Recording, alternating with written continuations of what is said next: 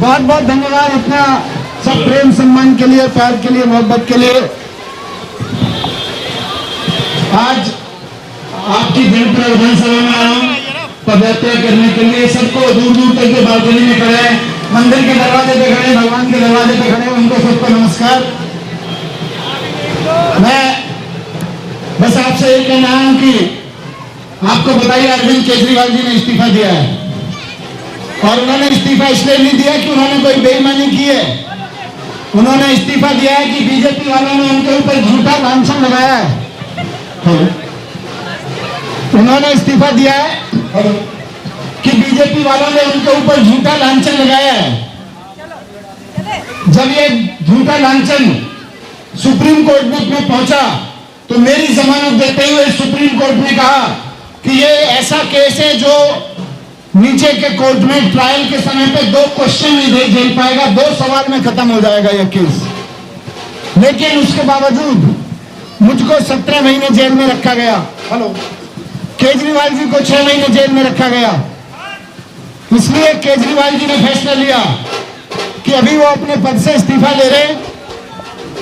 Supreme court ने कह दिया है कि जाओ अपना काम करो, लेकिन फिर भी अपने पद से इस्तीफा इसलिए दिया है उन्होंने क्योंकि वो चाहते हैं कि उनकी ईमानदारी पर एक बार फिर से दिल्ली वाले मोहर लगाएं, क्योंकि केजरीवाल जी को ईमानदार व्यक्ति होने के नाते ही सबने चुना था। केजरीवाल जी ने संदेश दिया है सबके लिए कि अगर आप मुझको ईमानदार मानते हैं, ये बीजेपी वाले कुछ भी कहते रहे, लेकिन अगर आप केजरीवाल जी को ईमानदार मानते हैं तो दोबारा उनको मुख्यमंत्री बनाओ। आपकी मोहर, आपका वोट इस बार इस पे होगा कि आप अरविंद केजरीवाल जी को ईमानदार मानते हैं कि नहीं मानते। वो अफसर थे, नौकरी छोड़ दी उन्होंने, झुग्गियों में जाके काम करते थे, गरीब लोगों की बिजली के लिए काम करते थे, लोगों की लड़ाई लड़ते थे, ईमानदारी के लिए नौकरी छोड़ी थी। लेकिन ये बीजेपी का लांछन वो सहन नहीं कर पाए। उन्होंने कहा कि अब जनता अगर कहेगी कि केजरीवाल ईमानदार है तो वो मुख्यमंत्री की कुर्सी पे बैठेंगे, नहीं तो नहीं बैठेंगे। इसलिए सभी कार्यकर्ताओं को, सभी को मेरा रिक्वेस्ट है कि उनको दोबारा से मुख्यमंत्री बनाने के लिए तैयारी करें। अभी एक भाई मुझको मिले थे यहाँ पे, रोने लगे, बोले कि हमारे बच्चे स्कूलों में पढ़ते हैं, कहाँ इधर थे कहीं, रोने लगे थे, आंखों में आंसू आ गए। नमस्कार, क्या नाम है आपका? है जी, नरेश भाई। कहाँ रहते हो? कहाँ पे? मैं यही रहता हूँ, पीछे में। आपके बच्चे सामने बच्चों की जिंदगी बन गई। क्या करते हो आप? ये सर ये कॉलेज पे भाड़ा मेरा। क्या हो? काम क्या करते हो? काम में ड्राइवर हूँ।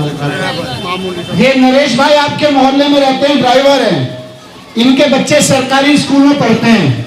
अभी इनको पता चला, मैं आ रहा हूँ तो यहाँ पे आए, घर से निकल के गले मिल के रोने लगे। बोले जी हमारे बच्चों की जिंदगी बन गई, स्कूल अच्छे बन गए, आपने अच्छे स्कूल बनवा दिए। मैं भी पत्रकार था, मैं भी एक टीवी चैनल में पत्रकारिता करता था। मैं भी नौकरी छोड़ के आया था राजनीति करने के लिए, इसलिए कि ईमानदारी से राजनीति करूंगा और देश के बच्चों के लिए अच्छे स्कूल बनवाऊंगा, अच्छी शिक्षा की व्यवस्था करूंगा। मेरे ऊपर भी लांछन लगाया है। मैं ये लांछन के लिए नहीं आया था, मैं पैसा कमाने नहीं आया था, नौकरी छोड़ के ईमानदारी से बच्चों की शिक्षा के लिए काम करने आया था। मैं भी आहत हूँ इस लांछन से, 17 महीने जेल में रह के आया हूँ, लेकिन ईमानदारी से काम किया था। अगर दिल्ली के साथियों को, दिल्ली के लोगों को, यहाँ के सब लोगों को लगता है कि मनीष सिसोदिया ईमानदार है, मनीष सिसोदिया ने ईमानदारी से स्कूलों पर काम किया है, तो वोट दे देना, दोबारा शिक्षा मंत्री बन के काम करूंगा।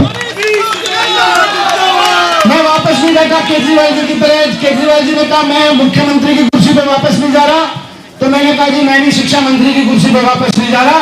अब मैं भी शिक्षा मंत्री की कुर्सी पर तभी वापस जाके बैठूंगा जब दिल्ली मोहर लगाएगी कि मनीष सिसोदिया ईमानदार है। तो आप सबसे यही रिक्वेस्ट है कि अगर ईमानदार मानते हो, अगर मानते हो कि बच्चों के लिए काम किया है, आपके परिवार के भविष्य के लिए काम किया है, और वापस आपको लगता है कि यह आदमी हमारे परिवार के भविष्य के लिए काम करेगा, तो दोबारा से वोट देके सरकार में भेज देना। 5 साल खून पसीना बहा के काम करूंगा आपके बच्चों के भविष्य के लिए।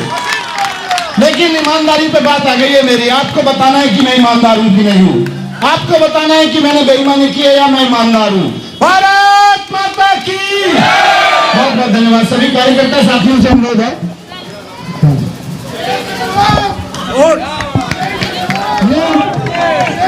जो बच्चा है ये बच्चा नहीं है, भारत का भविष्य, अपने परिवार का भविष्य और भारत का भविष्य है। इसका भविष्य बनाना है, इसका भविष्य स्कूलों में बनेगा। आप सबको वोट देना है इसके भविष्य की खातिर। Thank you. सभी कार्यकर्ताओं से साथियों से अनुरोध है, चेन न बनाए। मुझे किसी से खतरा नहीं है, मुझे चेन बनाने वालों से खतरा है। जो 4 कार्यकर्ता खड़े होकर कहते हैं जी चेन बनाओ चेन बनाओ, आपकी सिक्योरिटी के लिए खड़े हैं, मैं बताता हूँ मुझे उन्हीं 4 कार्यकर्ताओं से खतरा है, किसी से खतरा नहीं है। इतना प्यार करते हैं, इतनी मोहब्बत करते हैं लोग, आप चेन बना के हमको मिलने नहीं देते। इधर भी जाऊंगा रास्ता खाली रखिए।